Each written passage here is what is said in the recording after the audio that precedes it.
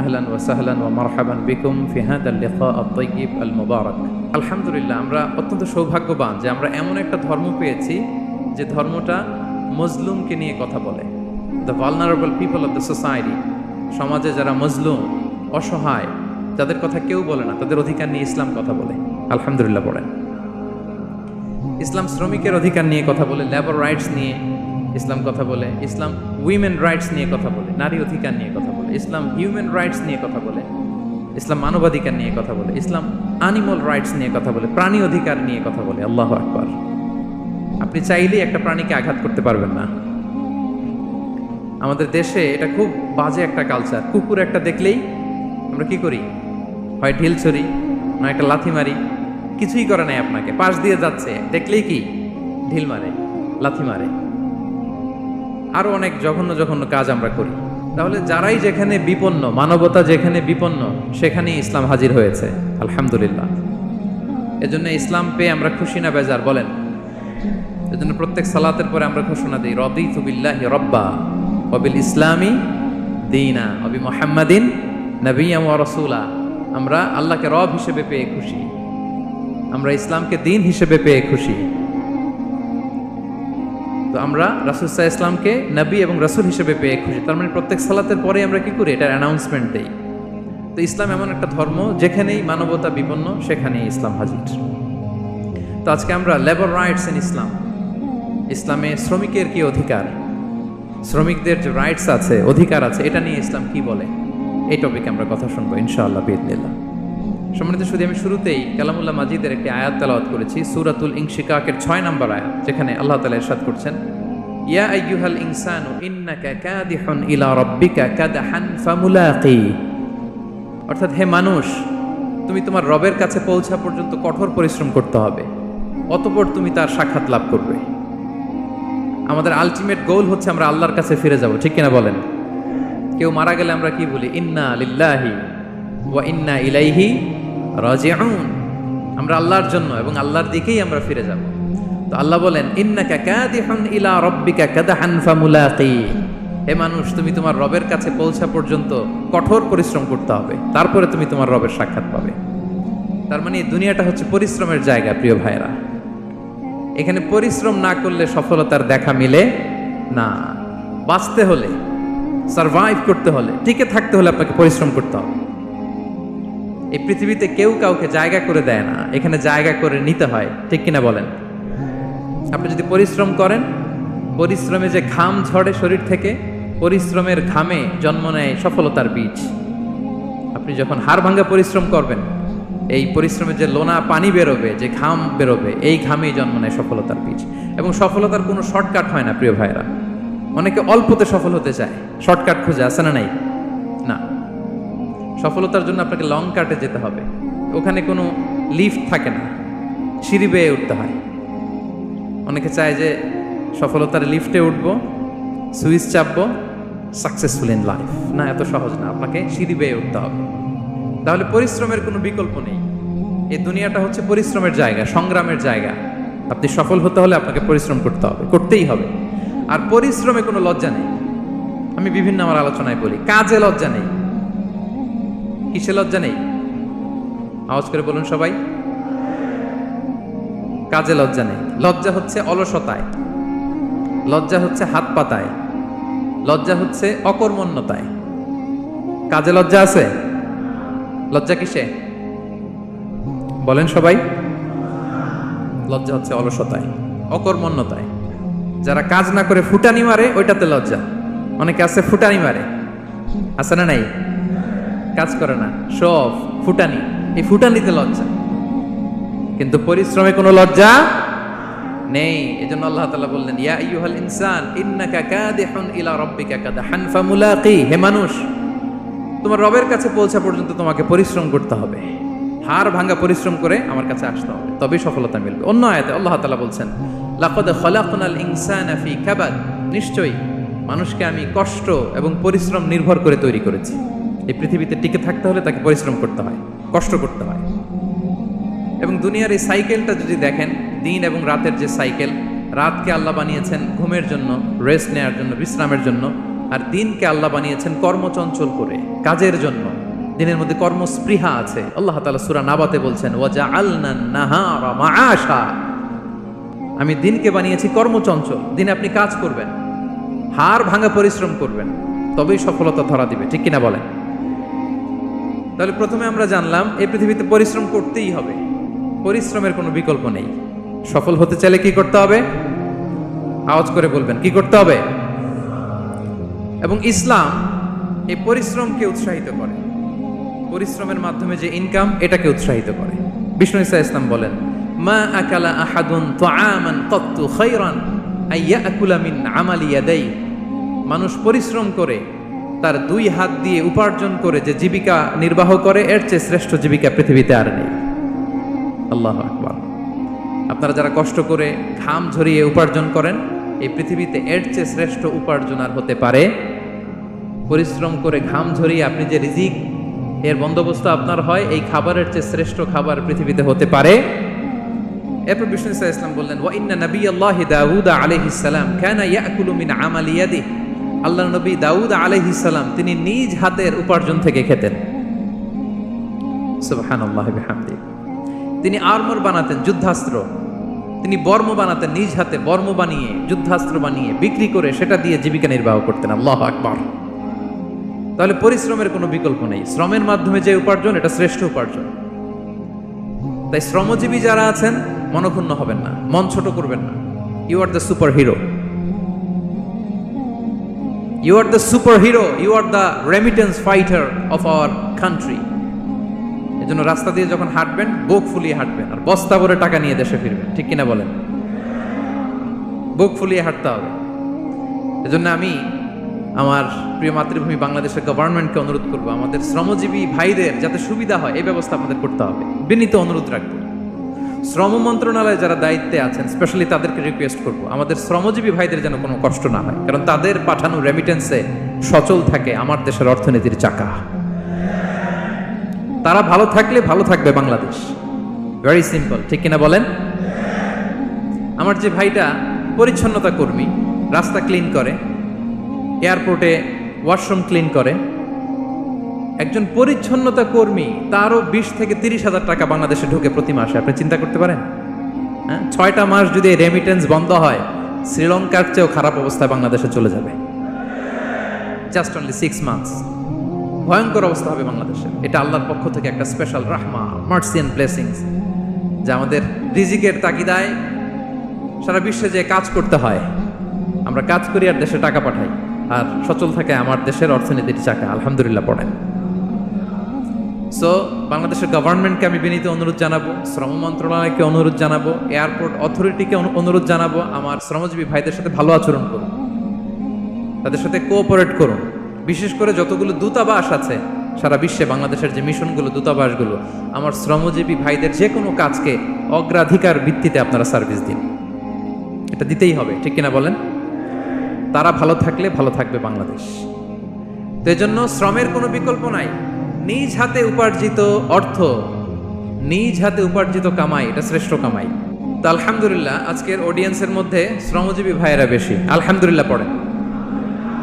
এটা আমাদের সৌভাগ্য। এই যে বাংলাদেশে এখন চাকরি নাই, চাকরির বাজার মন্দা, মাস্টার্স পাশ করে বেকার টোটো কোম্পানির ম্যানেজার, এরকম আছে না নাই? তার বিপরীতে আল্লাহ তাআলা আপনাদেরকে মালয়েশিয়া নিয়ে আসছে। প্রতি মাসে আপনি টাকা পাঠান, আলহামদুলিল্লাহ। আপনি বাংলাদেশের যে উন্নয়ন, বাংলাদেশের যে ডেভেলপমেন্ট, এই যে স্মার্ট বাংলাদেশ বলে বলে মন্ত্রীরা মুখে ফেনা তুলে ফেলে, এটার গর্বিত অংশীদার আপনি, ঠিক কিনা বলেন? আপনি গর্বিত অংশীদার। You are the contributor, you are the real contributor. আপনার অবদানে বাংলাদেশ আজকে সচল, আলহামদুলিল্লাহ। সো মন ছোট করার কোনো সুযোগ নেই। নিজ হাতে উপার্জিত কামাই, এটা পৃথিবীর শ্রেষ্ঠ কামাই, আলহামদুলিল্লাহ। পরিশ্রমের মাধ্যমে যে উপার্জন, এটাকে ইসলাম আমাদেরকে উৎসাহিত করে। শুধু নামাজ, রোজা, জিকির এগুলো নিয়ে ইসলাম আমাদেরকে পড়ে থাকতে বলেনি। কোরআনিক অর্ডার হচ্ছে আপনার নামাজ শেষ, আপনি বেরিয়ে পড়বেন, কাজে বেরিয়ে যাবেন। ফাইদা কুদিয়াতিস সালাতু ফান্তাশিরু ফিল আরদি ওয়াবতাগু মিন ফাদলিল্লাহ। বিধানটা কার বলুন? আওয়াজ করে বলুন, বিধানটা কার? এটা কোরআনিক ভার্ডিক্ট, কোরআনের বিধান। নামাজ শেষ, ভুল হয়ে বসে জিকির করতে বলা নাই আল্লাহ। আল্লাহ বলেছে ফান্তাশিরু ফিল আরদ ওয়াবতাগু মিন ফাদলিল্লাহ, জমিনে ছড়িয়ে পড়ো, আল্লাহর রিজিক তালাশ করো। নামাজ শেষ বেরিয়ে যাবেন, কৃষক চলে যাবে মাঠে,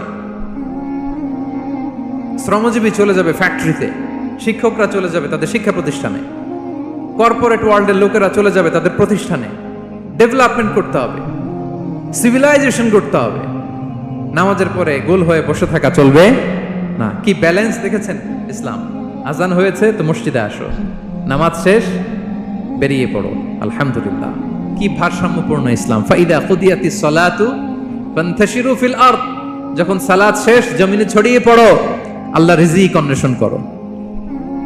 তাহলে শুধু নামাজ রোজার মধ্যে ইসলাম নয়, আপনাকে কর্মঠ হইতে হবে, পরিশ্রম করতে হবে, হাড় ভাঙা পরিশ্রম। বিশ্বনবী সাল্লাল্লাহু আলাইহি ওয়াসাল্লাম অত্যন্ত পরিশ্রমী ছিলেন। He started his first career as a shepherd. সুবহানাল্লাহ। ওনার প্রথম ক্যারিয়ার উনি রাখাল হিসেবে শুরু করেছেন। রাখালরা যে কাজ করে, অর্থাৎ মরুভূমিতে ভেড়া, মহিষ, ভেড়া, ছাগল, তারপর বকরি, দুম্বা, এই চরানোর কাজগুলো দিয়ে বিষ্ণু সাল্লাল্লাহু আলাইহি ওয়াসাল্লাম তার ক্যারিয়ার শুরু করেছেন অ্যাজ এ শেফার্ড। বিষ্ণু সাল্লাল্লাহু আলাইহি ওয়াসাল্লাম বলেন, সহিহ বুখারীর বর্ণনা, মা বাআসাল্লাহু নাবিয়্যান ইল্লা রাআল গানাম, আল্লাহ তাআলা এই পৃথিবীতে এমন কোন নবী পাঠায় নাই যে নবীরা ছাগল চড়ায় নাই। সুবহানাল্লাহ পড়বেন না? সাহাবারা বললেন, ওয়া আনতা ইয়া রাসূলুল্লাহ, হে আল্লাহর নবী আপনিও ছাগল চড়িয়েছেন? বিষ্ণু সাল্লাল্লাহু আলাইহি ওয়াসাল্লাম বললেন, নাআম, আমিও ছাগল চড়িয়েছি। ওয়া কুনতু আরআহা আলা কারারিত লি আহলি মক্কা, আমি অল্প কিছু মজুরির বিনিময়ে, অল্প কিছু টাকার বিনিময়ে, সামান্য কিছু পারিশ্রমিকের বিনিময়ে মক্কার লোকদের ছাগল চড়িয়ে দিতাম। সুবহানাল্লাহ পড়েন। ছাগল হচ্ছে খুব টেরা প্রাণী, ডানে টানলে বায়ে যায়, বায়ে টানলে ডানে যায়। তাদেরকে একসাথে করা অ্যাজ এ শেফার্ড, এটা মরুভূমিতে খুব কষ্টের কাজ। আল্লাহ তাআলা প্রত্যেক নবীকে দিয়ে ছাগল চড়িয়েছেন যাতে করে কিছুদিন পরে নবীরা মানুষ চড়াতে পারে। সুবহানাল্লাহ। আল্লাহ বুঝাতে চাইলেন, এখন ছাগল চড়াও, এদের উপর যদি কন্ট্রোল নিতে পারো তাহলে মানব জাতির উপর কন্ট্রোল নিতে পারবো। আল্লাহু আকবার। এজন্য প্রত্যেকটা নবীকে দিয়ে, সহিহ বুখারীর বর্ণনা, মা বাআসাল্লাহু নাবিয়্যান ইল্লা রাআল গানাম, আল্লাহ পৃথিবীতে এমন কোন নবী পাঠায় নাই যেই নবীকে দিয়ে আল্লাহ ছাগল চড়ায় নাই। তো বিষ্ণু সাল্লাল্লাহু আলাইহি ওয়াসাল্লাম ছাগল চড়িয়েছেন, অত্যন্ত সুঠাম দেহী ছিলেন, কর্মঠ ছিলেন। তার মানে বিষ্ণু সাল্লাল্লাহু আলাইহি ওয়াসাল্লামও পরিশ্রম করে উপার্জন করেছেন, ঠিক কিনা? ছাগল চড়াতেন, তার বিনিময়ে সামান্য কিছু পারিশ্রমিক নিতেন, মজুরি নিতেন, এতে লজ্জা নাই। এজন্য এই কথা দিয়ে শুরু করেছি যে কাজে লজ্জা নেই। এই তো বিষ্ণু সাল্লাল্লাহু আলাইহি ওয়াসাল্লামের ক্যারিয়ার গেল। আমরা যদি সাহাবাদের জীবনী দেখি, ওনারাও পরিশ্রমী ছিলেন। কেউ খেজুর বাগানে কাজ করতেন, কেউ কৃষি কাজ করতেন, কেউ বাজারে ব্যবসা করতেন, কেউ বসে থাকেন নাই।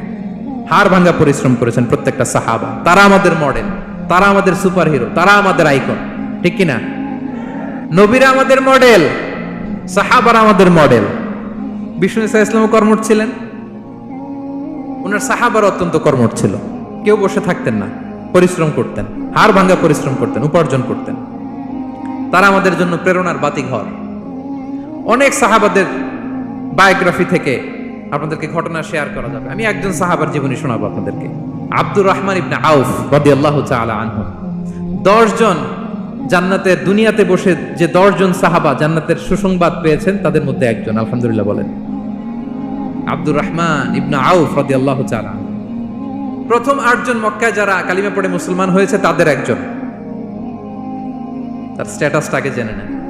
তো তিনি যখন মক্কা থেকে হিজরত করে মদিনায় গেলেন, মনে রাখবেন মক্কা থেকে যে সাহাবার বাড়ি ঘর ছেড়ে হিজরত করেছে তাদেরকে বলে মহাজির, মানে হিজরতকারী সাহাবা। আর মদিনাতে যে সমস্ত সাহাবারা তাদেরকে রিসিভ করেছেন তাদেরকে বলে আল আনসার, মানে সাহায্যকারী সাহাবা। তো যারাই হিজরত করে মক্কা থেকে মদিনায় যেত, বিষ্ণু সাল্লাল্লাহু আলাইহি ওয়াসাল্লাম মদিনার কোন সাহাবীর সাথে তার ভাই পাতিয়ে দিতেন, আল মুআখাত, ব্রাদারহুড করে দিতেন, দায়িত্ব দিতেন যে তুমি এই সাহাবীকে দেখবে। তো আব্দুর রহমান ইবনে আউফ রাদিয়াল্লাহু তাআলা আনহু যখন হিজরত করে গেলেন, তার দেখভাল করার জন্য যে সাহাবীর দায়িত্ব পড়ল তার নাম হচ্ছে সাআদ ইবনে রাবিয়া, আনসারী সাহাবী রাদিয়াল্লাহু তাআলা আনহু। বিষ্ণু বললেন, সাআদ, আব্দুর রহমান ইবনে আউফ তোমার ভাই, ভাই বানিয়ে দিলেন। কি বানিয়ে দিলেন? তুমি তাকে টেক কেয়ার করবে, সে হবে তোমার মেহমান। সুবহানাল্লাহ। সাআদ ইবনে রাবিয়া রাদিয়াল্লাহু তাআলা আনহু তিনি আব্দুর রহমান ইবনে আউফকে ডেকে নিয়ে গেলেন, ঘরে নিয়ে গেলেন মেহমানকে, এবং বললেন, ইয়া সাআদ ইন্নী আকসারুল আনসারি মালান, হে সাআদ, তুমি চিন্তা করো না, তুমি মনে করো না যে তোমার ভরণ পোষণ দিতে আমার কষ্ট হবে। আমি মদিনার সবচাইতে বড় বিজনেস ম্যাগনেট, সবচাইতে বড় বিজনেস ম্যাগনেট আমি। No tension, don't worry about it. Tension নিও না, আসো, তোমার জন্য আমার কি প্রপোজাল শোনো। ফাআকসিমু লাকা নিসফা মালি, আমার যত সম্পদ আছে আমি অর্ধেক তোমার দিয়ে দিব। সুবহানাল্লাহ, এত আসতে। আপনার বাড়িতে কেউ মেহমান হলে করতে পারবেন এরকম? আল্লাহ, কেমন প্রেরণার বাতি ঘর তারা। ফাআকসিমু নিসফা মালি, হে আব্দুর রহমান ইবনে আউফ, আমার অর্ধেক সম্পদ তোমারে দিয়ে দিব। এখানেই শেষ না, এরপর বলতে লাগলেন আমার অনেকগুলো স্ত্রী আছে, তুমি কোথায় যে মেয়ে খুঁজবা, প্রস্তাব দিবা, এত ঝামেলার দরকার নাই। আমার কোন স্ত্রীকে তোমার ভালো লাগে বলো, তার যদি তোমাকে ভালো লাগে তাহলে প্রয়োজনে তাকে আমি ডিভোর্স দিয়ে দিব, তাকে নিয়ে তুমি সুখের সংসার করবা। আল্লাহু আকবার, আল্লাহু আকবার। অর্ধেক সম্পদ দিয়ে দিব, আমার একাধিক স্ত্রী আছে, কাউকে যদি তোমার পছন্দ হয় এবং সেও যদি তোমাকে পছন্দ করে, প্রয়োজনে তাকে ডিভোর্স দিব। New life, new career, just go on. আমরা এই সুযোগ পেলে কি করতাম? সাথে সাথে অর্ধেক সম্পদ নিয়ে নিতাম, ঠিক কিনা? আব্দুর রহমান ইবনে আউফ প্রেরণার বাতিঘর, উনি কি করলেন? উনি বললেন, লা হাজাতা লি ফি যালিক, আমার ভাই তুমি যে বলছো সাদ ইবনে রবি, তুমি যে এত চমৎকার প্রপোজাল দিয়েছো, এতেই আমি খুশি, তোমার কোনো কিছুর আমার দরকার নাই। বারাকাল্লাহু লাকা ফি আহলিকা ওয়া মালিক, আল্লাহ তোমার সম্পদেও বরকত দেখ, আল্লাহ তোমার পরিবারেও বরকত দেখ। তবে একটা কষ্ট করতে হবে, সেটা কি? আব্দুর রহমান ইবনে আউফ বললেন, দুল্লানি ইলা সুক, just show me the way to market, মদিনার বাজারটা কোথায় এটা একটু দেখায় দাও। আমি নতুন মানুষ, পথঘাট চিনি না। দুল্লানি ইলা সুক, just show me the way to market of Madina, মদিনার বাজারটা কোন রাস্তা একটু দেখায় দাও। আল্লাহু আকবার।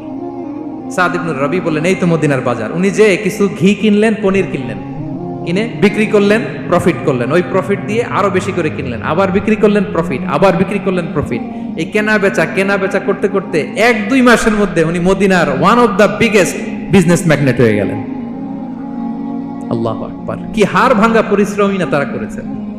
একেবারে রেডি ক্যারিয়ার ছিল, গেলাম সবচেয়ে বড় বিজনেসম্যানের অর্ধেক সম্পত্তি পেয়ে গেলাম। He didn't accept the ready career, rather he made his own path with his own endeavor, নিজের চেষ্টায়, নিজের পরিশ্রমে, নিজের ঘাম ঝরিয়ে নিজের ক্যারিয়ার তৈরি করেছেন। চিল্লায় বলেন ঠিক কিনা? This is the biography of Abdur Rahman ইবনে আউফ রাদিয়াল্লাহু তাআলা আনহু। সাহাবারা কতটা পরিশ্রম করেছেন, তার মানে বিশ্বনবী পরিশ্রমী ছিলেন, সাহাবারা পরিশ্রমী ছিলেন।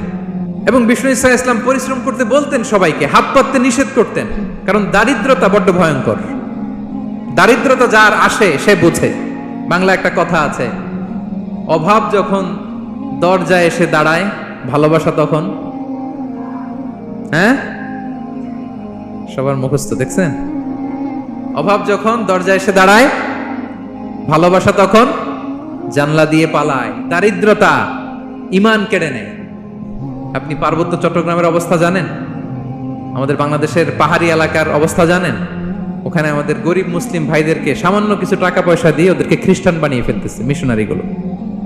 এই খবর তো আমরা রাখি না। দারিদ্রতা বড্ড ভয়ঙ্কর। এজন্য বিষ্ণু ইসা ইসলাম দারিদ্রতা থেকে আল্লাহর কাছে পানাহ চাইতেন। তিনি বলতেন, আল্লাহুম্মা ইন্নী আউযু বিকা মিনাল ফাকরি ওয়াল কিল্লাতি ওয়াদ-দিল্লাহ। ও আল্লাহ, I seek refuge with you from poverty, from insufficiency and humiliation.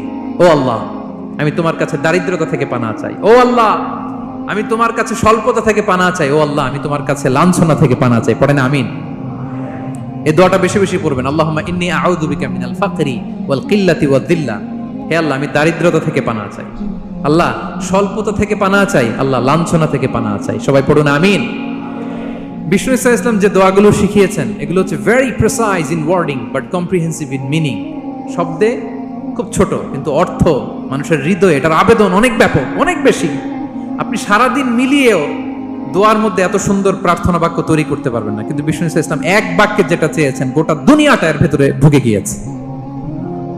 আল্লাহুম্মা ইন্নী আউযু বিকা মিনাল ফাকরি ওয়াল কিল্লাতি ওয়াদ-দিল্লাহ। আল্লাহ, দারিদ্রতা থেকে পানাহ চাই। বিষ্ণু ইসা ইসলাম নিজে স্বয়ং দারিদ্রতা থেকে পানাহ চাইতেন। তাহলে দারিদ্রতার সাথে আমাদের কোনো সম্পর্ক? আমরা পরিশ্রম করব, আমরা কাজ করে খাবো, কাজে কোনো লজ্জা নেই, লজ্জা অলসতায়, চিল্লায় বলেন ঠিক কিনা। এবং বিষ্ণু ইসা ইসলামের কাছে কেউ যদি হাত পাততো, যদি দেখতেন তার কাজ করার যোগ্যতা আছে, বিষ্ণু ইসা ইসলাম ভিক্ষা দিতেন না, কাজে উৎসাহিত করতেন, ভিক্ষাবৃত্তিকে অনুৎসাহিত করতেন। এক যুবক এসে হাত পাতলো, বিষ্ণু ইসা ইসলাম আর কিছু দেন। নবী বললেন তুমি তো শক্ত সামর্থ্য মানুষ, বাসায় কি আছে বলো। সে বলে আমার বাড়িতে একটা পানি খাওয়ার জগ আছে আর একটা চাদর আছে। বিষ্ণু ইসা ইসলাম বললেন নিয়ে আস। সে নিয়ে আস। এবার বিষ্ণু ইসা ইসলাম চাদর আর জগ দুইটা নিয়ে সাহাবাদেরকে বললেন মাইয়াশতারি হাদাইন, কে কিনবে। অকশন চিনেন? অকশন, অকশনে কি করে? নিলামে দাম তোলে না? রাসূল সাল্লাল্লাহু আলাইহি ওয়াসাল্লাম তার চাদর আর জগটা নিলামে তুললেন। এই কে কিনবে? মাইয়াশতারি হাদাইন, মাইয়াশতারি হাদাইন। একজন বলল ফাকাল রাজুল আনা আখিযুহুমা বিদিরহাম, ইয়া রাসূলুল্লাহ আমি 1 দিরহামে কিনবো। কয় দিরহাম? বিষ্ণু বললেন 1 দিরহাম, 1 দিরহাম, 1 দিরহাম। মানে এর চেয়ে কেউ বাড়াবে কিনা? মাইয়াজিদু আলা যালিক, এর চেয়ে বাড়ায় দিবা কে? আরেক সাহাবী বলল ইয়া রাসূলুল্লাহ আমি 2 দিরহামে কিনবো। 2 দিরহাম, 2 দিরহাম, 2 দিরহাম, আর বাড়ে না। বিষ্ণু সাল্লাল্লাহু আলাইহি ওয়াসাল্লাম তার কাছে 2 দিরহাম দিয়ে বিক্রি করে দিলেন। 2 দিরহাম নিয়ে যুবককে বললেন নাও, এই 1 দিরহাম দিয়ে কিছু খাবার কিনে তোমার ফ্যামিলিকে দিয়ে আস, আরেক দিরহাম দিয়ে একটা কুঠার কিনে নিয়ে আস। তো যুবক কুঠার কিনে আনলো। ফাওয়াদাআ লাহু আর-রাসূল সাল্লাল্লাহু আলাইহি ওয়াসাল্লাম ইয়াদান, রাসূল সাল্লাল্লাহু আলাইহি ওয়াসাল্লাম নিজ হাতে ওই কুঠারের একটা হাতল লাগাই দিলেন কাঠের। শুধু কুঠার দিয়ে তো হবে না, একটা হাতল থাকতে হবে না? বিষ্ণু সাল্লাল্লাহু আলাইহি ওয়াসাল্লাম ওনার মোবারক হাতে, বরকতময় হাতে ওই কুঠারে একটা হাতল লাগাই দিলেন। এবার বললেন যাও 1 দিরহাম দিয়ে কুঠার, আরেক দিরহাম দিয়ে খাবার কিনে আনো। এই কুঠার দিয়ে জঙ্গলে যে কাঠ কেটে লাকড়ি বেচে জীবিকা নির্বাহ করো। সামনের 15 দিন আমার সামনে যেন তোমার ঘুরঘুর করতে না দেখি। এ বেচারা গেল, 1 দিরহাম দিয়ে ফ্যামিলিতে খাবার দিল, আর লাকড়ি নিয়ে কাঠ কাটতে না কাটতে কয়েকদিনের ব্যবধানে ও 10 দিরহাম কামাই ফেলছে। আস্তে আস্তে আস্তে আস্তে সে স্বাবলম্বী হয়ে গেল। এরপর একবার বিষ্ণু ইসা ইসলামের কাছে আসছে। বিষ্ণু ইসা ইসলাম তারে বলে মানুষের কাছে হাত পাতার চেয়ে, দুয়ারে দুয়ারে ভিক্ষা করার চেয়ে তোমার মতো এরকম কাঠ কেটে, জঙ্গলে কাঠ কেটে বাজারে বিক্রি করা অনেক ভালো। আল্লাহু আকবার। এই হচ্ছে বিষ্ণু ইসা ইসলামের ক্যারেক্টারিস্টিক্স। তিনি ভিক্ষাবৃত্তিকে অনুৎসাহিত করতেন। এই যে গল্পটা, what is the moral of the story? কি শিখলাম? 1 নম্বর যেটা শিখলাম, তিনি কাজ করে খেতে উৎসাহিত করেছেন। চাইলেই বিষ্ণু ইসা ইসলাম ওই 2টা জিনিস বিক্রি করে 2 দিরহাম দিয়ে বলতে পারতেন যাও 2 দিরহাম দিয়ে খাবার কিনো। ওই বেলা খেয়ে রাতের বেলা আরেক দুয়ারে যে ভিক্ষা করতো, ঠিক কিনা বলেন? কথা বুঝতেছেন? 2 দিরহাম দিয়ে যদি খাবার কিনতো তো দুপুরে খেয়ে রাতে কি করতো? আবার হাত পাততো। সেটা করে নাই, কাজ করে খেতে উৎসাহিত করেছেন এবং স্থায়ী সমাধান করে দিয়েছেন। কারণ কাজ কাজই, কাজে কোনো ছোট বড় নাই। আছে? কাজে কোনো ছোট বড় আছে না। তাহলে ইসলাম আমাদেরকে পরিশ্রমী হতে শেখায়, কর্মমুখী হতে শেখায়। ইসলাম কতটা কর্মমুখী ধর্ম দেখেন। বিষ্ণু ইসলাম বলেন ইন কামাতিস সাআ ওয়া ফি ইয়াদি আহাদিকুম ফাসিলা, কেউ যদি দেখে কিয়ামত হয়ে যাচ্ছে, কি হয়ে যাচ্ছে? সবাই বলুন। কেউ যদি দেখে কিয়ামত হয়ে যাচ্ছে আর তার হাতে একটা চারা বীজ আছে, গাছের চারা। কি আছে? গাছের চারা। সে গাছের চারা রোপণ করতে গেছিল, ওদিকে যায় দেখে কিয়ামত শুরু হয়ে গেছে। বিষ্ণুনবী বলেন ফাইন ইসতাতাআ আন লা তাকুমা হাত্তা ইয়াগরিসাহা ফালইয়াগরিসহা, সে যদি পারে কিয়ামত হওয়ার আগেই ওটা রোপণ করে দিতে, সেজন্য তাড়াতাড়ি করে রোপণ করে দেয়। আল্লাহু আকবার। ইসলাম কতটা কর্মমুখী ধর্ম। কিয়ামত শুরু হয়েছে, বিষ্ণু বলেন তার উপর কিয়ামত আসার আগে সে যদি চান্স পায় চারা বীজটা যেন রোপণ করে দেয়। আর আমরা এখন আখিরুজ্জামান, দাজ্জাল আসবে, কিয়ামত হয়ে যাবে, 2025 সালেই হবে, এগুলো বলে কাজকর্ম সব বন্ধ করে দিচ্ছে। এরকম ডাকাইতে আছে না নাই? হ্যাঁ বলেন, আছে না নাই? তা আখিরুজ্জামান কি আপনারা এটা শিখায়, এই লেসন শিখায়? আখিরুজ্জামান আসবে, দাজ্জাল আসবে, তো আপনার সমস্যা কি? দাজ্জাল আসবে দেখেই তো আপনাকে বিজনেস করে এমন টাকা কামাইতে হবে যাতে করে দাজ্জাল আসলে আমি আমার অর্থ দিয়ে মুজাহিদিন ভাইদেরকে সহায়তা করতে পারি। দাজ্জাল আসবে তো আপনার প্রবলেম কি? আপনার বডি বিল্ডিং করতে হবে, আপনার ফ্যামিলিকে তারবিয়া দিতে হবে, আপনার সোসাইটিকে সমৃদ্ধ করতে হবে, আপনাকে সভ্যতার কারিগর হইতে হবে। আপনার সব কাজ আপনি আরো বাড়াই দিবেন দাজ্জালের প্রশ্ন আসলে। এখন দাজ্জাল আসবে, 25 সালেই আসবে, 26 সালেই কিয়ামত হবে। কি হবে ক্যারিয়ার দিয়ে? আর কি হবে ব্যবসা করে? এরকম আছে না নাই? এরকম করা যাবে? বিশ্বনবী কি বললেন? কিয়ামত হইতেছে, তুমি দেখতেছো চাক্ষুষ বিলা আয়ান, দেখতেছো কিয়ামত হইতেছে, আর তুমি গাছ লাগাইতে গেছিলা। যদি সুযোগ হয় কিয়ামত হওয়ার আগে আগে কি করো? গাছ লাগাও। সুবহানাল্লাহ পড়বেন না? প্রিয় ভাইয়েরা, আমরা যেন পরিশ্রমী হই, আমরা যেন কর্মঠ হই, আমরা যেন অলস না হই। বিষ্ণু ইসলাম অলসতা থেকে আল্লাহর কাছে পানাহ চাইতেন। আল্লাহ আমাদেরকে বোঝার তৌফিক দান করুক, আমরা পড়ি আমিন। আল্লাহর নবী সাল্লাল্লাহু আলাইহি ওয়াসাল্লাম শুধু পরিশ্রম করতে বলেছেন এমন নয়, তিনি পরিশ্রমীদেরকে পছন্দ করতেন। এক সাহাবীর সাথে তিনি মুসাফা করলেন, দেখলেন হাতটা বড্ড খসখসে, তিনি শ্রমজীবী সাহাবী। এটা যখন তিনি শুনতে পেলেন, তিনি পরম মমতায় আলতো করে ওই শ্রমিক সাহাবীর হাতে তিনি চুমু খেলেন। আল্লাহু আকবার। এবং ওনার আন্ডারে যারা কাজ করত তাদের সাথে বিষ্ণু ইসলামের যে আচরণ, ওনার যে শ্রমিক, ওনার যে খাদেম, তাদের সাথে বিষ্ণু ইসলামের যে ডিলিং শুনলে আপনি অবাক হয়ে যাবেন। আপনি কারো ব্যাপারে যদি রিয়েল ইনফরমেশন চান, আপনি কয়েকটা জায়গায় নক করতে হবে। এক নাম্বার, ধরেন যে একজন বড় সাহেব, তার আসল তথ্য যদি চান তার বউকে জিজ্ঞেস করেন। কারা জিজ্ঞেস করবেন? ওয়াইফকে জিজ্ঞেস করবেন, স্ত্রীকে, আসল তথ্য পাবেন। 2 নাম্বার, তার বাড়ির দারোয়ানকে জিজ্ঞেস করবেন। কাকে? 3 নাম্বার, তার ঘরের কাজের বুয়া, সব জানে উনি, ওই কাজের বুয়া থেকে রিপোর্ট নেবেন, ঘরে যে কাজ করে। 4 নাম্বার, তার ড্রাইভার, দারোয়ান, কাজের বুয়া, ওয়াইফ, এদের কাছ থেকে যদি আপনি জিজ্ঞেস করেন, ফলের বিড়াল বেরিয়ে আসবে। ঠিক কিনা বলেন? তো আসেন বিষ্ণু ইসলামের যে খাদেম, কর্মচারী, তারা একটু জিজ্ঞেস করি বিষ্ণু ইসলামের আচরণ কেমন ছিল। বিষ্ণু ইসলামের খাদেমের নাম হচ্ছে আনাস রাদিয়াল্লাহু আনহু। আলহামদুলিল্লাহ, খাদিমুর রাসূলিল্লাহ, বিষ্ণু ইসলামের খাদেম। আসেন ওনাকে জিজ্ঞেস করি যে বিষ্ণু ইসলামের আচরণ কেমন ছিল। আনাস রাদিয়াল্লাহু তাআলা আনহু বলেন, খাদিমতুন নাবিয়্যা 10 সিনিন, আমি বিষ্ণু ইসলামের 10 বছর খেদমত করেছি। 1-2 বছর না, 10 বছর বিষ্ণু ইসলামের খেদমতে আমি নিয়োজিত ছিলাম। ফামা ক্বালা লি লিমা সানা'তা ওয়ালা লিমা লা সানা'তা, 10 বছরের মধ্যে একদিনও কখনো বলে না, এ আনাস এটা কেন করলা, এই আনাস এমনটা কেন হলো, এটা কেন করলা না, একদিনের জন্য বলে নাই। কেন এটা করছো, কেন এটা করো নাই, এরকম কোনো প্রশ্ন আমাকে কোনোদিন করে নাই। সুবহানাল্লাহ। আনাস রাদিয়াল্লাহু তাআলা কি ভুল করেন নাই? করছেন। ছোট মানুষ তো, একেবারে ছোট বাচ্চা ছিলেন। ওনার আম্মা যখন আনাস রাদিয়াল্লাহু তাআলাকে নিয়ে আসছে, বিষ্ণু ইসলাম মক্কা থেকে হিজরত করে মদিনায় আসলেন, সবাই বিশ্বনবীকে ঘিরে ধরলো, সবাই বিশ্বনবীকে সালাম দেয়, মুসাফা করে, হাদিয়া দেয়। আনাসের মা চোখের পানি ছাড়ে, বিষ্ণুনবীর কাছে লজ্জায় এসে বলে, ইয়া রাসূলুল্লাহ, সবাই আপনাকে উপহার দেয়, সবাই আপনাকে হাদিয়া দেয়, আমি আপনারে কি হাদিয়া দেব? হাদিয়া দেওয়ার মতো কিছু নাই আমার এই কলিজার টুকরা আনাস ছাড়া, আমি আনাসকেই আপনারে হাদিয়া দিয়ে দিলাম। ইয়াখদুমুকা ইয়া রাসূলুল্লাহ, হে নবী, আনাস আপনার খেদমত করবে, আপনার অজুর পানি এনে দিবে, আপনার মেসওয়াকটা এনে দিবে, আপনার জুব্বাটা এনে দিবে। আমি আমার কলিজার টুকরা, আমার নাড় ছেঁড়া ধন আনাসকেই আপনারে উপহার দিয়ে দিলাম। আনাস রাদিয়াল্লাহু তাআলা বিষ্ণু ইসলামের সাথে থাকতেন, অজুর পানি এনে দিতেন, জামা এনে দিতেন। বিষ্ণু বললেন, আনাস আমার ওই জুব্বাটা নিয়ে আসো। ছোট্ট আনাস জুব্বা আনতে যে মদিনার বাচ্চারা খেলতেছে, আমাদের দেশে যে খেলে, কুতকুত খেলে, চারা খেলে, এইটা খেলে, সেইটা খেলে, ওই খেলাধুলা দেখে নবীর জামা আনার কথা উনি ভুলে গেলেন। বাচ্চাদের সাথে দাঁড়িয়ে খেলা দেখতে আরম্ভ করলেন। এখন সময় গড়িয়ে অনেক হয়ে গেল, আনাসও আসে না, জুব্বাও আসে না। ঘটনা কি? বিষ্ণু ইসলাম বললেন, যাই, নিজের জামা নিজে নিয়ে আসি। তো বের হলেন, যে দেখে সর্বনাশ, আনাসকে পাঠাইছি জুব্বা আনতে, আনাস দেখি এদিকে খেলার মধ্যে মগ্ন হয়ে আছে। বিষ্ণু ইসলাম কিছুই বললেন না, চুপ করে যে উনিও আনাসের পিছনে এভাবে দাঁড়িয়ে রইলেন, কিছুই বলে না। তো আনাস খেলা একবার এদিকে দেখে, একবার ওদিকে দেখে, একবার এদিকে ঘুরতে ঘুরতে হঠাৎ দেখে পিছনে কে? স্বয়ং বিশ্বনবী। আল্লাহ, বিশ্বনবীর দেখে তো আনাস রাদিয়াল্লাহু তাআলার কলিজাটা এখানে চলে আসছে ভয়ে।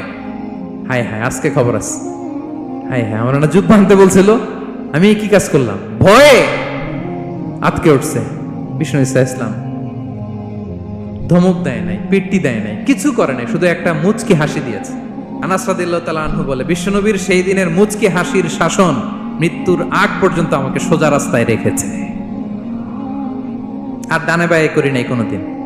তার মানে শাসন করতে জানলে ব্যাত মারা লাগে না, শাসন করতে জানলে গায়ে হাত তোলা লাগে না, শাসন করতে জানলে মুচকি হাসি দিয়েও শাসন করা যায়। ঠিক কিনা বলেন? বিশ্বনবীর মুচকি হাসির শাসন আনাস রাদিয়াল্লাহু তাআলাকে আজীবন সোজা রাস্তা রেখেছে। তাহলে শ্রমজীবীদেরকে বিষ্ণু ইসলাম কতটা সম্মান করতেন, শ্রদ্ধা করতেন, ভালোবাসতেন, বুঝতে পারছেন সবাই? প্রিয় ভাইয়েরা, লেবার রাইটস ইন ইসলাম, ইসলামী শ্রমিকের অধিকার। শ্রমিকদেরকে ইসলাম কমপক্ষে 7টা অধিকার দিয়েছে। কয়টা? 1 নাম্বার, ইসলাম একজন শ্রমিককে প্রথম যে অধিকারটা দিয়েছে সেটা হচ্ছে কাজ শেষে, শ্রম শেষে তার পারিশ্রমিকের অধিকার, মজুরি পাওয়ার অধিকার, কাজ শেষে বেতন পাওয়ার অধিকার। কাজ করেছেন তো আপনি বেতন পাবেন, এটা আপনার অধিকার। বেতন বা পারিশ্রমিক এটা একটা কর্মজীবীর অধিকার। আপনার কোম্পানির মালিক যে আপনার বেতন দেয়, এটা কি দয়া করে? করুণা। তো এটা যদি করুণা হয়, সে যে আপনার কাজ করে দেয়, এটাও তো করুণা। এটা তো আর বড় করুণা, কি বলেন? আপনি যে স্যালারি পে করেন, এটা যদি করুণা হয়, সে যে পরিশ্রম করে, সে তো আর বড় করুণা করে আপনারে। তার কারণে তো আপনার কোম্পানি টিকে আছে, ঠিক কিনা বলেন? তাহলে এটা করুণা নয়, এটা শ্রমিকের অধিকার। এবং বিশ্বনবী সাল্লাল্লাহু আলাইহি ইসলামের সেই ঐতিহাসিক বাণী, তিনি বলেছেন, আতুল আজিরা আজরাহু ক্বাবলা আন ইয়াজিফা আরাকু। ঘাম শুকিয়ে যাওয়ার আগে শ্রমিককে তার পারিশ্রমিক বুঝিয়ে দাও। সুবহানাল্লাহ, বিশ্বনবীর ঐতিহাসিক বাণী। এখন জাতিসংঘ আমাদেরকে শিখায় যে শ্রমিকের মজুরি দিতে হবে, অন টাইমে দিতে হবে, স্যালারি দিতে হবে, এই করতে হবে, সেই করতে হবে। মানবাধিকারের কর্মীরা আমাদেরকে শিখায়, তারা শিখানোর ১৫০০ বছর আগে বিশ্বনবী সাল্লাল্লাহু আলাইহি ইসলামের ঐতিহাসিক বাণী, তিনি বলেছেন, আতুল আজিরা আজরাহু ক্বাবলা আন ইয়াজিফা আরাকু। শ্রমিকের ঘাম শুকাবার আগে তার মজুরি পেমেন্ট করে দাও। সুবহানাল্লাহ। ঘাম শুকিয়ে যাওয়ার আগে, মানে অন টাইম, দ্রুততম সময়ে শ্রমিককে তার মজুরি দিয়ে দাও, তার বেতন দিয়ে দাও। যারা শ্রমিককে তার পারিশ্রমিক অন টাইমে দেয় না, স্যালারি অন টাইমে পে করে না, টালবাহানা করে, গরিমসি করে, তাদের ব্যাপারে বিষ্ণু সাল্লাল্লাহু আলাইহি ওয়াসাল্লাম কি বলেন? বিষ্ণু বলেন, 3 শ্রেণীর ব্যক্তি, সালাসাতুন আনা খাসমুহুম ইয়াউমাল কিয়ামা। 3 শ্রেণীর ব্যক্তির বিরুদ্ধে আমি বিশ্বনবী কিয়ামতের দিন আল্লাহর কাঠগড়ায় মামলা দায়ের করব। আমি বিশ্বনবী 3 শ্রেণীর ব্যক্তির বিরুদ্ধে আমি বিশ্বনবী আল্লাহর সুপ্রিম কোর্টের কাঠগড়ায় মামলা দায়ের করব। এর মধ্যে 1 শ্রেণীর ব্যক্তি হচ্ছে রাজুলুন ইস্তাআজারা আজিরান ফাস্তাওফা মিনহু ওয়া লাম ইউতিহি আজরা। কোন ব্যক্তি যে শ্রমিক নিয়োগ দেওয়ার পরে তার কাছ থেকে কাজ বুঝিয়ে নিয়েছে, কিন্তু তাকে তার প্রাপ্য বুঝিয়ে দেয়নি। এরকম ডাকাত আমাদের সমাজে আছে না নাই? কাজ ঠিকই বুঝে নিছে, কিন্তু তার প্রাপ্যটা বুঝিয়ে দেয়। বিশ্বনবী বলেন, তার বিরুদ্ধে আমি মামলা দায়ের করব। প্রিয় ভাইরা, বুঝে থাকলে উত্তর দেন। বিশ্বনবী যার বিরুদ্ধে মামলা দায়ের করবে, তার জান্নাত তো একেবারে ডাইরেক্ট, তাই না? হ্যাঁ, সুন্দর বলছে একজন, তার কোনো জামিন নাই, ঠিক কিনা বলেন? বিশ্বনবী যার বিরুদ্ধে মামলা দায়ের করেছে, তার জান্নাতে যাওয়া তো দূর কি বাত, সে জান্নাতের ঘ্রাণও তার নাকে ঢুকবে না। চিল্লায় বলেন ঠিক কিনা? এজন্য খবরদার, শ্রমিককে তার শ্রম নেয়ার পরে তার পারিশ্রমিক দিয়ে দেন, তার ঘাম শুকিয়ে যাওয়ার আগে, মানে অন টাইম। এটা নিয়ে কোনো টালবাহানা করা যাবে, তা নাহলে বিশ্বনবী তার বিরুদ্ধে মামলা দায়ের করবে। তার মানে 1 নম্বর অধিকার বুঝে পাইছেন? আপনি যে কাজ করেন, কাজের বিনিময়ে যে পারিশ্রমিক পান, যে স্যালারি পান, এটা আপনার অধিকার। এটা করুণা নয়, এটা অনুকম্প নয়, এটা কোনো দয়া নয়, ইটস ইউর রাইট। এটা আপনার অধিকার। আওয়াজ করে বলুন তো, গলা ফুলিয়ে, এটা আপনার কি? 2 নাম্বার, একটা শ্রমিককে ইসলাম যে অধিকার দেয়, সেটা হচ্ছে চুক্তি মাফিক সকল সুযোগ সুবিধা প্রাপ্তির অধিকার। অর্থাৎ একজন এমপ্লয়ার যখন তার এমপ্লয়িকে নিয়োগ করে, একটা এমপ্লয়মেন্ট কন্ট্রাক্ট থাকে না? এমপ্লয়মেন্ট কন্ট্রাক্ট বুঝেন তো? একটা চুক্তিপত্র থাকে, এখানে ফিক্স করা থাকে ওয়ার্কিং আওয়ার্স, কয় ঘন্টা আপনি কাজ করবেন, আপনার জব স্পেসিফিকেশন, কি করবেন কি করবেন না, আপনার স্যালারির ব্যাপারে থাকে, কত স্যালারি দিবে, কখন দিবে, আবার আপনি ওভার টাইম করলে এক্সট্রা পে করবে, আপনি রেগুলার কাজ করলে ঘন্টায় per hour 20 ringgit, overtime করলে 40 রিঙ্গিট। তারপর আপনি কখন ব্রেক নেবেন, একটা ব্রেক থাকে না, যে এই টাইমে একটা ব্রেক দিতে হবে, এগুলো মিউচুয়াল আন্ডারস্ট্যান্ডিং এ এমপ্লয়মেন্ট কন্ট্রাক্টে থাকে। আপনি হলিডে কখন করবেন, ছুটি থাকতে হবে। টানা 7 দিন কাজ করানো যাবে বলেন? না, আন্তর্জাতিকভাবে এটা নিষিদ্ধ। টানা 7 দিন কোনো কাজ নাই, 1 দিন তার হলিডে থাকতে হবে, তার অ্যানুয়াল লিভ থাকতে হবে। Right to rest and leisure, বিশ্রামের একটা সময় লাগবে। এই যে 1 মে আন্তর্জাতিক শ্রমিক দিবস, এটা শুরু হয়েছে কিভাবে? ইউনাইটেড স্টেটস অফ আমেরিকার শিকাগোতে 1986 সালে এই কাজের বিরুদ্ধেই তারা আন্দোলন করেছিল। টানা 7 দিন তাদেরকে দিয়ে গাদার মতো খাটুনি খাটাতো, দাসের মতো তাদের সাথে আচরণ করা হতো। তারা আন্দোলন শুরু করেছিল, 8 জনকে গুলি করে নিহত করা হয়েছিল। সেখান থেকে এই মে দিবস। কিন্তু বিষ্ণু ইসা ইসলাম 1500 বছর আগে এই শ্রমিকদের অধিকারের ব্যাপারে সোচ্চার ছিলেন। আলহামদুলিল্লাহ বলেন। তাহলে right to rest and leisure, UDHR, universal declaration for human rights, এগুলো সব নির্ধারিত আছে। তার মানে একজন শ্রমিকের 2 নম্বর অধিকার হচ্ছে চুক্তি অনুযায়ী সকল সুযোগ সুবিধা প্রাপ্তির অধিকার। আপনার চুক্তি করছেন, আপনি এটা এটা দিবেন, কিন্তু কাজের পরে আপনি ফ্যাসিলিটি দিচ্ছেন না, এটা করা যাবে বলেন? করা যাবে? আল্লাহর কোরআন কি বলছে শুনুন। আল্লাহর কোরআন বলে, ইয়া আইয়ুহাল্লাযীনা আমানু আউফু বিল উকুদ, O you who believe fulfil your contract, ও বিশ্বাসীরা তোমরা তোমাদের চুক্তি পূর্ণ করো। ও আউফু বিল আহদি ইন্নাল আহদা কানা মাসউলা, তোমরা যে কমিটমেন্ট করেছো, যে কন্ট্রাক্ট করেছো, এই চুক্তি তোমরা পূর্ণ করো। তা না হলে কিয়ামতের কঠিন ময়দানে এই চুক্তির ব্যাপারে, কন্ট্রাক্টের ব্যাপারে, এই এগ্রিমেন্টের ব্যাপারে আপনারা জিজ্ঞেস করবে কে? তাহলে যা চুক্তি করেছেন সুযোগ সুবিধা তাই আপনাকে দিতে হবে। মালিক ভাইয়েরা মনে থাকবে তো নাকি? এগ্রিমেন্টে যা যা বলেছেন, যা যা লিখে সিগনেচার করেছেন তাই আপনাকে দিতে হবে। আদেশটা কার? সবাই বলুন। আপনি মন চাইলে হায়ার করবেন, এরপরের দিন ফায়ার করবেন, এরকম করা যাবে? হ্যাঁ, চাইলে হায়ার ফায়ার, মন যা চায় তা করবেন, এটা করা চলবে না। তাহলে দুইটা অধিকার গেল। 3 নাম্বার, একজন শ্রমিককে ইসলাম যে অধিকার দিয়েছে সেটা হচ্ছে সুন্দর আচরণ পাবার অধিকার। তিনি আপনার ফ্যাক্টরির ওয়ার্কার, আপনার স্টাফ, এজন্য যা মনে চায় তা আচরণ করবেন, দাসের মতো আচরণ করবেন। এটা করা যাবে? আওয়াজ করে বলেন, করা যাবে? বিষ্ণু ইসা ইসলাম ইন্তেকালের আগে পুরা উম্মাকে 2টা বিষয় ওসিয়ত করেছেন। আওয়াজ করে বলুন তো কয়টা? 1 নাম্বার হচ্ছে নামাজ। 1 নাম্বার কি? আসসালাত। আসসালাত, রুহু বের হওয়ার আগে, ইন্তেকালের আগে বিষ্ণু বলেন আসসালাত, আসসালাত, নামাজ, নামাজ। উম্মতেরা নামাজের ব্যাপারে সতর্ক হও। 2 নাম্বার তিনি বলেছেন ওয়ামা মালাকাত আইমানুকুম, তোমাদের অধীনস্থ যারা আছে তাদের ব্যাপারে সচেষ্ট হও, তাদের প্রতি সদয় হও, তাদের সাথে খারাপ আচরণ করো না। এটা কখন বলছেন? জুমার খুতবার সময়, সাহাবীদের সাথে গল্প করার সময়, বিবিদের সাথে আলোচনার সময়। কখন? Just right before his death. এখনই রুহু বেরোবে, ইন্তেকালের আগে তিনি বলেছেন উম্মতেরা আসসালাত, নামাজ, উম্মতেরা ওমা মালাকাত আইমানুকুম, তোমাদের কর্মচারীদের সাথে খারাপ আচরণ করো না। তাহলে 3 নাম্বার হচ্ছে শ্রমিকদের সুন্দর আচরণ পাবার অধিকার, তাদের সাথে খারাপ আচরণ করা যাবে না। বিষ্ণু ইসলাম শ্রমিকদের রাইটস, অধিকারের ব্যাপারে এতটা সোচ্চার ছিলেন, বিদায় হজের মতো, বিদায় হজের যে বাণী, যে ভাষণ, এই ঐতিহাসিক ভাষণেও বাদ যায়নি শ্রমজীবীদের কথা। সুবহানাল্লাহ পড়েন। বিদায় হজের ভাষণে বিষ্ণু বলেছেন আরিকাকুম, আরিকাকুম আতইমুহুম মিম্মা তাকুলুন ওয়াকসুহুম মিম্মা তালবাসুন। খবরদার ও আমার উম্মতেরা, এই ভাষণের পরে আর বড় কোনো ভাষণ আমার পক্ষ থেকে তোমরা পাবে না। তোমাদের কর্মজীবী, তোমাদের শ্রমিক, তোমাদের ওয়ার্কার, তোমাদের স্টাফদের ব্যাপারে সাবধান থাকো। তোমরা যা খাবে তাদেরও তা খাওয়াবে, তোমরা যা পড়বে তাদেরও তা পড়তে দিবে, তাদের প্রতি তোমরা সদয় হবে। বিদায় হজের বাণী তো বিষ্ণু ইসলাম আপনাদের কথা বলে নাই। আলহামদুলিল্লাহ পড়েন। কি রহমতের নবী ছিলেন, কি মায়ার নবী ছিলেন। শ্রমজীবীদেরকে বিষ্ণু ইসলাম এতটা ভালোবাসতেন। তাহলে 3 নাম্বার যে অধিকার ইসলাম একজন শ্রমিককে দেয় সেটা হচ্ছে সুন্দর আচরণ পাবার অধিকার। দেখবেন যে মালিক বা যে এমপ্লয়ার ভালো আচরণ করে, সব শ্রমিককে তাকে ভালোবাসে, তার জন্য দোয়া করে। আপনি মালিক হয়ে অসুস্থ, দেখবেন আপনার ওয়ার্কার গুলো জায়নামাজ বিছিয়ে সেজদায় পরে আপনার জন্য কাঁদে। এরকম আছে না নাই? মালিক হলে তো এরকম মালিক হইতে হবে, এমপ্লয়ার হলে তো এরকম হওয়া চাই, ঠিক কিনা বলেন? তাহলে আমরা শ্রমজীবীদের সাথে ভালো আচরণ করব, পারা যাবে তো ইনশাআল্লাহ? ইনশাআল্লাহ। 4 নাম্বার, কর্মক্ষেত্রে নিরাপত্তার অধিকার। শ্রমজীবী ভাইদের যে ওয়ার্ক প্লেস আছে সেখানে তাদের নিরাপত্তা থাকতে হবে, সেফটি মেজারমেন্ট থাকতে হবে। অনেক জায়গায় দেখি আয়রন ফ্যাক্টরিগুলোতে যারা কাজ করে, আল্লাহু আকবার, আপনারা ভিডিও ক্লিপসে দেখবেন যে কি ভয়ঙ্কর সেখানকার অবস্থা। ডিহাইড্রেশন, এক একজন অসুস্থ হয়ে যায়। সেখানে তাদের পর্যাপ্ত পানির ব্যবস্থা নাই, এটা নাই সেটা নাই।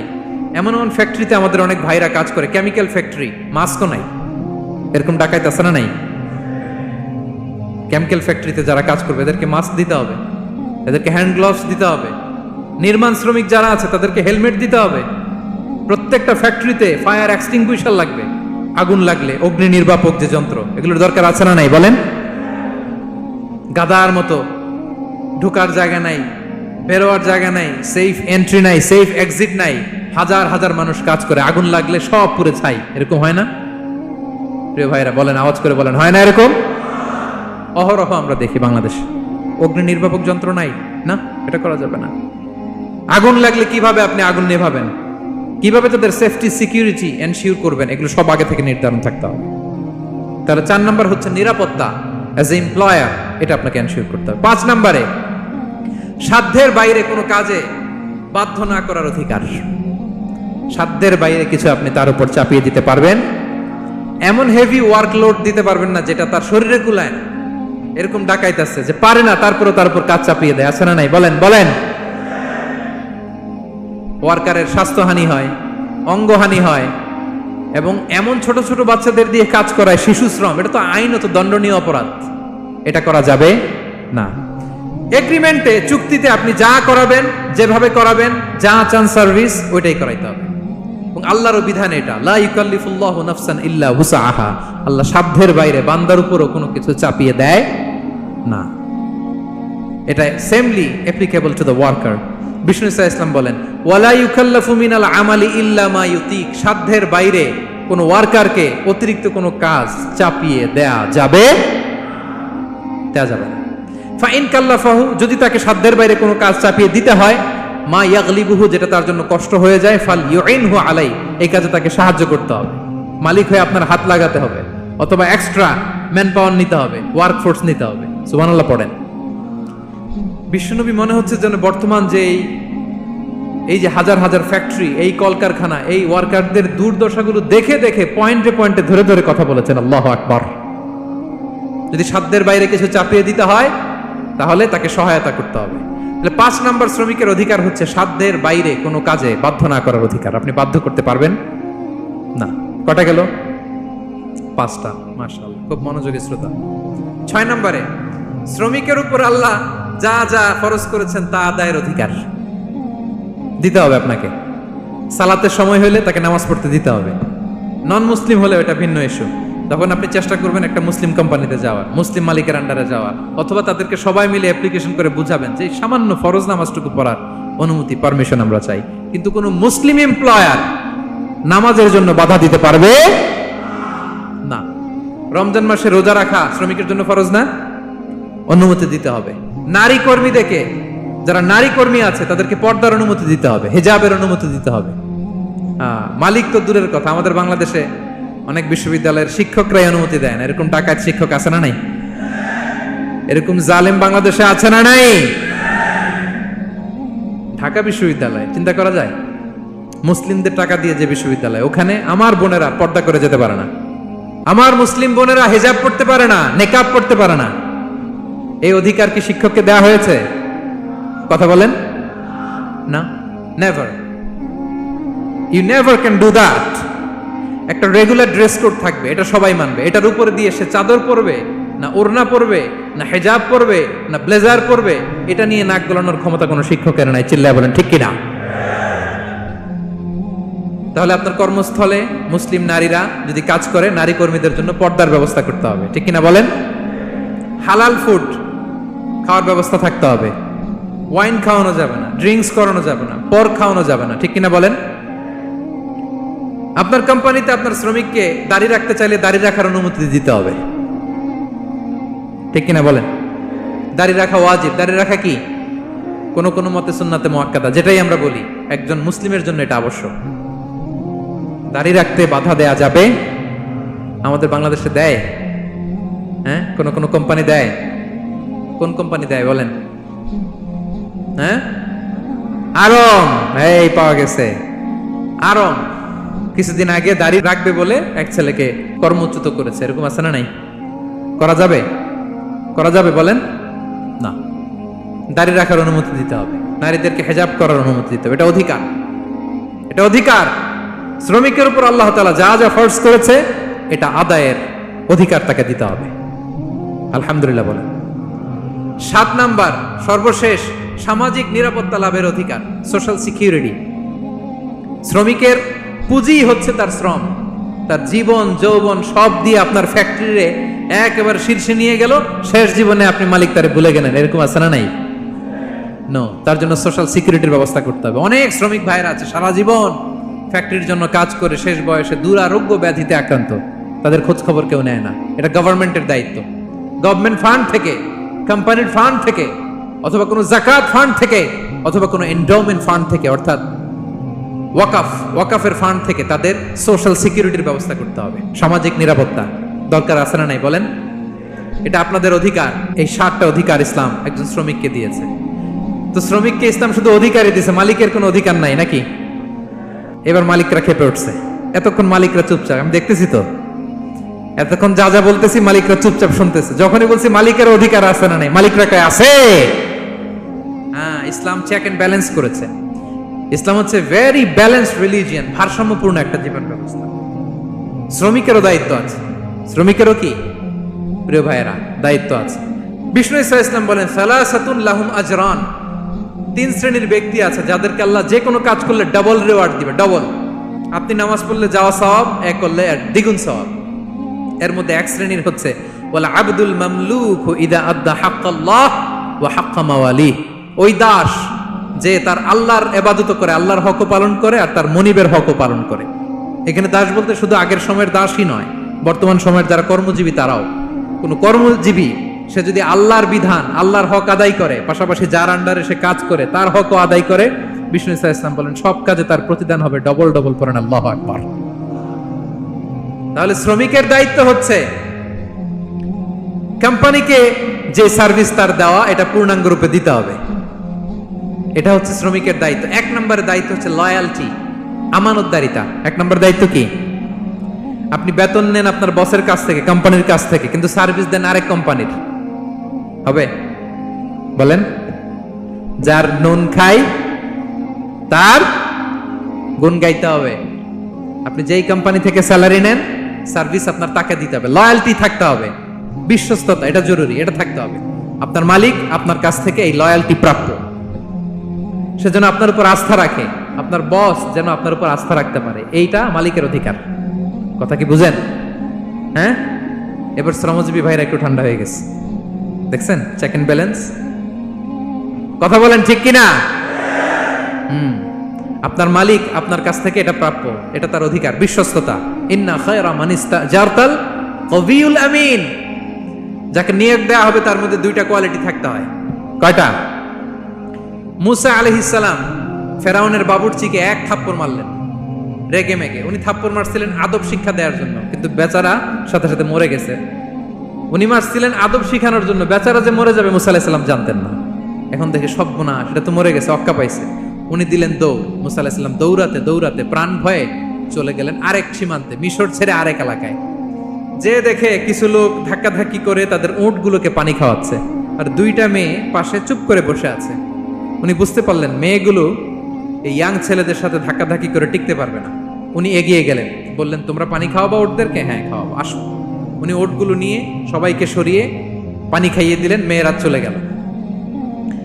এবার বাবার কাছে যেয়ে বলল, বাবা এমন এক ছেলের সন্ধান পাইছি, ছেলেটা খুব ভালো, আমাদের চেহারার দিকে তাকায় না, মাটির দিকে তাকিয়ে কথা বলে। আজকে এই লোক না থাকলে আমরা আমাদের ওটগুলোকে পানি খাওয়াতে পারতাম না। আর ভিনদেশী লোক, আমরা চিনিও না। ইন্না খায়রা মান ইস্তাজারতাল কবিউল আমিন। বাবা কাজ করেন, আমাদের তো রাখাল লাগবে, আমাদের দেখভাল করার জন্য তো একজন সুপারভাইজার দরকার, এই ছেলেকে আপনি কাজে রেখে দেন। সুবহানাল্লাহ পড়বেন না? বাবা বললো যাও নিয়ে আস। মেয়ে 2জন যে বললো আব্বার কাছে চলেন, আব্বা আপনার কথা বলবে, আপনার সাথে আলাপ করবে। মুসা আলাইহিস সালাম বললেন ঠিক আছে, তোমরা পেছনে পেছনে যাও, আমি তোমাদের আগে আগে যাই। তোমরা আমাকে বলবা যে ডানে না বায়ে না সামনে। সুবহানাল্লাহ পড়বেন না? কি চরিত্র, কি চরিত্র ছিল যাদের, যাতে করে তাদের দিকে তাকানো না লাগে। মুসা আলাইহিস সালামের নজর যেন তাদের দিকে না পড়ে। মুসা আলাইহিস সালাম বললেন আমি আগে যাই, তোমরা পিছন থেকে বলো ডানে না বায়ে, কোন গলি, কোথায় যাব। আল্লাহু আকবার। তো যাওয়ার পরে মুসা আলাইহিস সালামের সততা, এই বিশ্বস্ততা আর স্ট্রেংথ, শক্তি দেখে ওনাকে কাজে রেখে দিলেন মেয়ে 2টার বাবা। সুবহানাল্লাহ বলেন। আর বললেন এত বছর কাজ করবা, পারিশ্রমিক হচ্ছে কাজ যখন শেষ আমার এক মেয়েরে তোমার কাছে বিয়ে দিয়ে দিব। আল্লাহু আকবার। ওনারও থাকার জায়গা নাই, আশ্রয়ের কোনো বন্দোবস্ত নাই, আল্লাহ ব্যবস্থা করে দিলেন। আলহামদুলিল্লাহ পড়েন। তাহলে বিশ্বস্ত হইতে হবে। বিশ্বস্ত যেই তার রুজির ব্যবস্থা করে দেয় কে? এই যে মুসা আলাইহিস সালাম ফেরাউনের বাবুর্চিকে থাপ্পড় মেরে চলে গেলেন, পরিচিত কেউ নাই, রিজিকের বন্দোবস্ত নাই, কিন্তু বিশ্বস্ততার কারণে আল্লাহ তাআলা ব্যবস্থা করে দিলেন। তাহলে 1 নাম্বার মালিকের অধিকার হচ্ছে লয়ালটি, শ্রমিকদের বিশ্বস্ত হইতে হবে। আপনার পক্ষ থেকে বিশ্বস্ততা, এটা মালিকের প্রাপ্য। কথা বুঝতে পেরেছেন প্রিয় ভাইয়েরা আমার? 2 নাম্বার চুক্তি অনুযায়ী শ্রম দেওয়া, এটা একজন শ্রমিকের দায়িত্ব। আপনার দায়িত্ব হচ্ছে 8 ঘন্টা কাজ করবেন, আপনি 6 ঘন্টা করেন আর 2 ঘন্টা এটা নিয়ে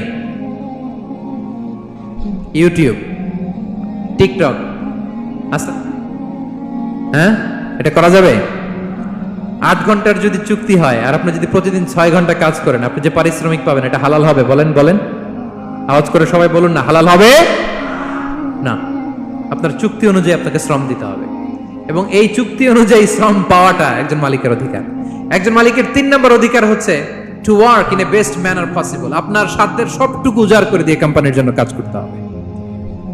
কোন কাজ করলে সর্বোচ্চ ওয়েতে করতে হবে, সবচেয়ে বেস্ট ম্যানারে করতে হবে। অনেকে আছে ধরি তো ধরি না, করি তো করি না, এরকম আছে না? নাই না, ইসলাম এটা বলে না। বিষ্ণু ইসলাম বলেন ইন্নাল্লাহা ইউহিব্বু ইযা আমিলা আহাদুকুম আমালান আইয়ুতকিনা। আল্লাহ তাআলা ওই কর্মচারীকে পছন্দ করে, আল্লাহ সুবহানাহু ওয়া তাআলা ওই কর্মচারীকে পছন্দ করে, ওই লোককে পছন্দ করে যে ব্যক্তি যখন কোনো কাজ করে ওটা মজবুত ভাবে করে, চমৎকার ভাবে করে, দ্য বেস্ট ওয়ে পসিবল, সুন্দরভাবে করে। এরকম কাজ করা যাবে তো? বলেন বলেন, যাবে? এবং যে শ্রমিক, যে কর্মজীবী ভাইরা এইভাবে কাজ করে তারা মালিকের নজরে পড়ে যায় খুব তাড়াতাড়ি, ঠিক কিনা বলেন? তাদের বেতন বেড়ে যায় তাড়াতাড়ি, তাদের অবস্থা তাড়াতাড়ি ভালো হয়। 4 নম্বর অধিকার হচ্ছে আপনি আন্তরিকতার সাথে কাজ করবেন, আপনার মালিকের কোম্পানিকে নিজের কোম্পানি মনে করবেন। পারা যাবে? শ্রমিক ভাইয়েরা, আমার কলিজার টুকরা শ্রমজীবী ভাইয়েরা, মালিকের কোম্পানিকে নিজের কোম্পানি মনে করা যাবে? অনেকে দেখবেন যে নিজের গাড়িটা খুব সেফলি ড্রাইভ করে, কিন্তু বসের গাড়ি নিয়ে যখন ড্রাইভ করে তখন আর এই এক্সট্রা কেয়ার নাই, এরকম আছে না? নাই। নিজের জিনিস খুব দেখে শুনে রাখে, কিন্তু কোম্পানির জিনিস যখন ইউজ করে ওইখানে সেই দেখভাল তার নাই, এরকম আছে না? নাই। এরকম করবেন আপনারা না। আপনি যে কোম্পানিতে কাজ করেন এটা নিজের কোম্পানি, ওইটার উত্তর সাকসেস, সফলতার জন্য আপনাকে আন্তরিক হইতে হবে। তাহলে এই 4টা অধিকার আল্লাহ তাআলা প্রত্যেকটা মালিককে দিয়েছে। তাহলে চেক এন্ড ব্যালেন্স হয়েছে। কথা কি সবাই বুঝতে পারছেন? আলহামদুলিল্লাহ। পড়েন। পুরো আলোচনার সামারি বলি 1 মিনিটে। 1 number lesson, takeaway message সাথে করে নিয়ে যাবেন, যেটা শুরুতে বলেছিলাম। 1 নাম্বার কথা হচ্ছে সফলতার জন্য পরিশ্রমের কোনো বিকল্প নেই। হাড় ভাঙা পরিশ্রম করতে হবে আমাদের ক্যারিয়ারের জন্য, আমাদের ব্যবসার জন্য, আমার চাকরির জন্য আমাদের হাড় ভাঙা পরিশ্রম করতে হবে। কারণ শ্রমে কোনো লজ্জা নেই, পরিশ্রমে কোনো লজ্জা নেই, ঠিক কিনা বলেন? লজ্জা কিসে? অলসতায়। আমরা অলস হব না, অকর্মণ্য হব না, হাত পাতবো না, আমরা পরিশ্রম করে খাবো। 2 নাম্বার কথা, নবীগণ এবং সাহাবাগণ অত্যন্ত পরিশ্রমী ছিলেন, কর্মঠ ছিলেন, তারা আমাদের আইকন, সো আমরাও পরিশ্রমী হব। ইসলাম শ্রমিকের ব্যাপারে, শ্রমিকের অধিকারের ব্যাপারে এত জোরালো বক্তব্য দিয়েছে, পৃথিবীর কোন ধর্ম এভাবে দেয় নাই, ঠিক কিনা? সো আমরা যারা মালিক আছি, আমরা যেন আমাদের অধীনস্থ শ্রমজীবীদের প্রতি সদয় হই, তাদের অধিকার আদায়ের জন্য আমরা সচেষ্ট হই। আর আমরা যারা শ্রমিক আছি, কর্মজীবী আছি, আমরা আমাদের মালিকের কোম্পানিকে যেন নিজের কোম্পানি মনে করি, আন্তরিকতার সাথে, লয়ালটির সাথে যেন আমরা কাজ করি। আল্লাহ তাআলা আমাদের কাজে, কর্মে, পরিশ্রমে, ক্যারিয়ারে, চাকরিতে, ব্যবসায় ভরপুর বারাকা দান করুক। আওয়াজ করে পড়ুন আমিন।